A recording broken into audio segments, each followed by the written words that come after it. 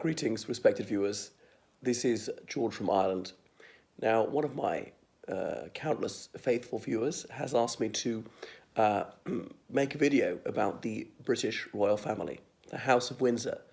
They are, so I shall. So, telling you a bit about them. Well, they're the world's most high-profile royal family because they're something like 3 dozen royal families in the world, rather depending on what one counts as being a royal family. I'm thinking about sovereign states, equivalent of Swaziland or Qatar, something like that, which definitely have royal families. So the House of Windsor, they've had that name since 1917 because they had a Germanic surname until that point, von Saxe-Coburg-Gotha, because of Prince Albert, who's married to Queen Victoria. And in the midst of the First World War, where Germany was the United Kingdom's nemesis, it was not politique to have this Germanic surname, so they changed it to Windsor. And some German royalty thought this was contemptible. They shouldn't be throwing away their surname for some populist nonsense which wasn't going to fool anybody. But anyway, they are the House of Windsor, supposedly their favourite castle. Windsor lies only 18 miles west of London, just by the River Thames, the largest inhabited castle in the world. But so Windsor might be curious because the Queen's husband, Prince Philip of Denmark and Greece, his surname is von Schleswig-Holstein und von Sonderburg und Glucksburg, because as he was born in Greece, and the Greek royal family, well, they came from Denmark in the mid 19th century. Obviously, they intermarried into other European royal houses. But when he got married to the current queen, back then she was the princess, he became a British subject, and it was agreed that the children's surname would be Windsor. On people a bit further out in the family, some of the grandchildren, Mountbatten-Windsor. Why Mountbatten? Where did that come from?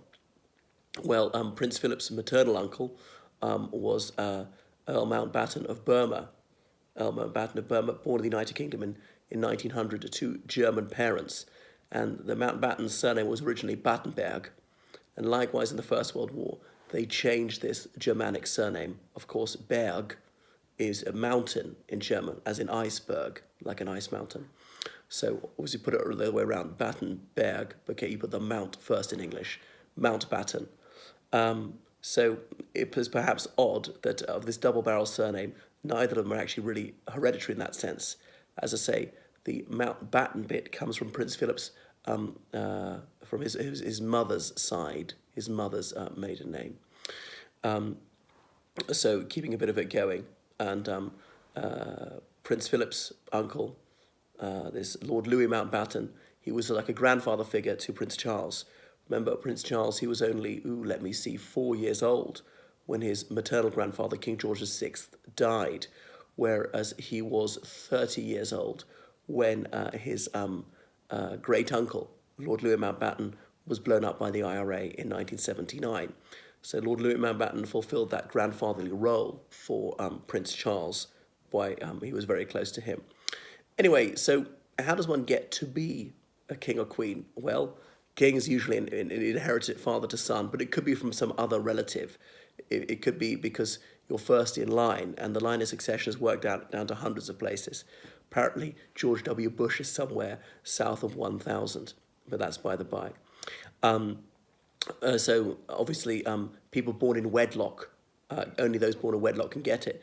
Now, in these times of equality, surely that's not acceptable because children who can see the wrong side of the blanket, as the expression goes, should have parity with those who are born within holy matrimony. We live in an age of anti-discrimination. But anyway, that's still the law. So if you're born outside of marriage, that's it, you don't count. But many centuries ago, they would sometimes break that rule. Look at William the Conqueror. William the Bastard, as he was sometimes opprobriously known. What else? Okay, so male taking female over precedence, that changed only about 5 years ago. David Cameron persuaded Parliament to change it and all the other Commonwealth realms to change it. Remember, Her Majesty the Queen, she's also the Queen of Australia, Barbados, Jamaica, New Zealand, the Solomon Islands, Canada, and several more, often the smaller Caribbean countries like the Bahamas and Grenada. 16 countries, including the United Kingdom. So they all changed that. So male no longer takes precedence over female. It's the oldest child of either sex. And that's that. So you inherited it, but there's a queen regnant. Her Majesty is the queen regnant. She's reigning. She inherited the crown from her father, as opposed to a queen consort. Let's go back to George VI, the father of Elizabeth II. He married Lady Elizabeth Bowes-Lyon. She was the queen consort. She was queen because she was married to the king, not because she inherited it from her own family. So that's the difference between a queen consort and a queen regnant. So ladies take their husband's dignities. A woman who marries a king becomes a queen, but a man does not take his wife's dignities. A man who marries a queen does not become a king, as in Prince Philip. He does not become king, although if you go back to Mary Stuart, they did change that a bit. But that's way back in the 16th century. So it's inherited. So how did George VI get it? Well, he inherited it from his father who inherited it. And you go back and back all the generations, not necessarily father to son. If there's the son in the middle died, it might be grandfather to grandson. A son is uncle to nephew or cousin to cousin or something like that. But where does the whole thing of monarchy start? You've got to trace it back. There must have been a time when they didn't have monarchy. So various people, warlords, I suppose, they just, through their force of personality, through their will, through their military prowess, through their backstabbing and brutality, let's be candid about it, they managed to carve out a fiefdom and said, I am the boss. And king, it's derived from the Germanic word König, which in its most basic form implies a military leader, like Rex in Latin, relating to like ordering people, directing them, things like that. So in relation to Northern Ireland, well, they are descended from Brian Boru, but then about 1 million people are descended from Brian Boru, not exaggerating. Think of it this way. You've got 2 parents, 4 grandparents, 8 great-grandparents, 16 great-great-grandparents. If we keep doubling each generation, increasing exponentially. Remember, of course, sometimes very distant cousins get married without even realizing they're cousins. Would you even know who your 9th cousin is? So in that sense, it actually doesn't double every generation. You have fewer ancestors than you might realize.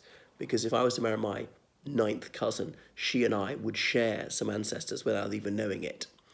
All right, so in relation to England, well, there was Egbert, made himself King of Wessex, later claimed to be King of England in the early 9th century, 802 AD. Wessex was the West Saxons, really southwest England, and indeed the Queen's youngest son, Prince Edward, he's got the title Earl of Wessex. So that's the thing, is that one person can hold several titles. Look at Prince Charles. He's the Prince of Wales, he's the Earl of Carrick, he's the Duke of Cornwall, he's the Duke of Rothesay, he's the Lord of the Isles, blah, blah, blah, several titles. But usually named by the highest one. In his case, that would be Prince of Wales. Now, in relation to Scotland, they are descended from Kenneth MacAlpine, the first King of Scots. Notice the title was King of Scots, not King of Scotland. And he's also from about the 9th century. One who united Scotland, came from Dalriada, the western part of Scotland, and invaded the rest of it, united it. So often it just is by right of conquest, and that's the way it worked in those days. There weren't too much into legality or human rights in the Dark Ages. I remember meeting an SNP supporter who was agitating for Caledonia to secede from the United Kingdom. And he said, why should we honour their queen when they slew ours? And this chap was too ignorant to realise that Her Majesty the Queen is descended from Mary, Queen of Scots, to whom he was alluding. Whereas Elizabeth I, who signed Mary, Queen of Scots' death warrant, had no descendants, the Virgin Queen. So perhaps Elizabeth II ought to be miffed about the execution of her ancestress, Mary, Queen of Scots. Because remember, the English and Scots royal family got married quite a lot. In relation to Wales, Wales was a principality, never a kingdom, and there are many different princes of Wales, different sections of Wales, and they're descended from those too. So loads of people are descended from these people, and it wasn't necessarily primogenitor. The eldest legitimate son inherits. That was primogenitor. Primo as in first, genitor as in origin, but we're really meaning birth here. Now, the good thing about that is there's certainty. We know who the monarch is, no room for debate. This is not an election. We don't get a choice. Now, the bad thing about that is you might have someone who's distinctly lacking in leadership qualities, because whoever founded a dynasty must have been a fantastic leader, maybe not in the moral sense, but an effectual one who could impose his will on the others, who was hailed as a king by others, other people did homage to him and were willing to obey him. But Thomas Paine, in his Common Sense book, he wrote the trouble with this hereditary principle is it so often gives us an ass for a lion. As in, you'd think that a king would be a man of leonine valour, who would bear himself with majesty, be a fountain of wisdom, or conduct himself honourably, inspire those around him. But often they are more, they are asinine, cowardly, and drooling, all the rest of it, doddering. So they might be mentally subnormal, and obviously such people should not be treated cruelly, but they're not suitable for leadership positions, I think you might agree, especially in bygone centuries when this person was not merely a figurehead. These days the monarch is simply a living symbol, but back then the monarch actually directed the state. So a prince would usually marry a princess. There were not that many in Europe, well, certainly from the 20th century onwards, when most monarchies were abolished. And they're supposed to marry someone of the same Christian denomination, that's to say Protestant. It didn't actually have to be Church of England or Church of Scotland. Notice the royal family worships in the Church of Scotland when in Scotland, and the Church of England when in England. There is no established church in Northern Ireland or Wales, but they in Northern Ireland are usually worshipping the Church of Ireland, since that's a sister church of the Church of England. And in Wales, they're worshipping the church in Wales, which is a sister church of the Church of England. Notice there's no church of Wales. It's called the Church in Wales. So someone from a Protestant denomination, or someone who's willing to convert, for example, Prince Philip brought up Greek Orthodox, but he's now an Anglican. And perhaps curiously, the Orthodox Church, despite being so iconographic, doesn't have much beef with Protestants, whereas it often did with Catholics and vice versa. Getting a Roman Catholic to convert, that was a tall order, and that very seldom happened. Now, you could look back for many generations in Her Majesty the Queen's family tree to find a plain Mr. or Miss. They almost always had hereditary titles, being Lord or Lady, this or that, if not Prince or Princess. Remember, their official residence is St. James's Palace, which is a small 16th century palace, a stone's throw from Buckingham Palace. It's not huge or impressive, and that's why ambassadors are always accredited ambassador to the court of St. James, even though the royal family spends almost no time there. And that's where the king or queen is proclaimed when the old one dies, proclaimed there, St. James's Palace, likewise at the Royal Exchange in the City of London, the City of London being a financial district. So the crown is certainly in the gift of Parliament. Starting with England, that was the largest of their realms before the crowns were united. 1688, most recently, when James II was deemed to have abdicated because he fled the realm, and Parliament made his in-law, William of Orange, joint sovereign with James II's daughter, Mary. Or 1327, when, this very day actually, when Edward II was deposed by Parliament because of his gross misrule, or 1641, when the English Civil War broke out. They weren't necessarily intending to defenestrate Charles I initially, but as a trial in 1649, he was deemed to have been legally removed. That kingship is an office, not a person, and someone who signally fails to execute their duties in an effectual and lawful manner can be lawfully taken out of that position. Or 1660, the Restoration, when the monarch was brought back, and obviously the Irish Parliament, the Scots Parliament, they followed suit, not in 1327, because Scotland was not connected to England politically at the time. So note their coat of arms with their the lions passant on a red field, yellow lions, originally of Normandy, this gold harp of Ireland with a topless woman on one side of it. And I can't remember the other ones. The lion rampant, the red lion up on 2 feet of Scotland. Sometimes the fleur de lis of France had not been seen for some time. Since the Peace of Amiens in 1801, the British royal family have not asserted their right to be King of France. They haven't actually disclaimed it, they just don't mention it anymore. That was one of the terms of that treaty. Because remember, they were intermarried with the French royal household, and there was some dispute over the right of inheritance, and that's why there's a 100 Years' War, where more than 116 years of war in the 14th and into the 15th centuries about whether the King of England was actually also the lawful King of France. So they're most associated with Buckingham Palace, everybody knows that.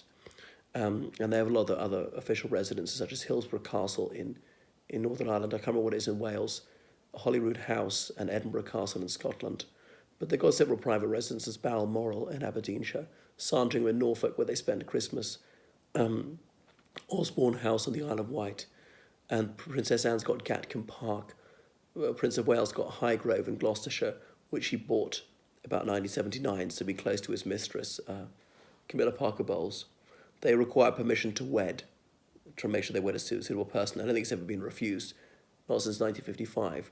Even then, Princess Margaret, she was granted permission on certain conditions to marry her beau, Group Captain Peter Townsend, but, it would be a morganatic marriage. Her children would be disbarred from rights of inheritance. She would no longer get a privy purse. The civil list, every 10 years, Parliament updates the civil list. It's about £40 million per annum that's disbursed to the Queen, who then gives it out to various members of the royal household. So their motto is Dieu est mon droit, God and my right. So those are a few cheerful facts about the House of Windsor.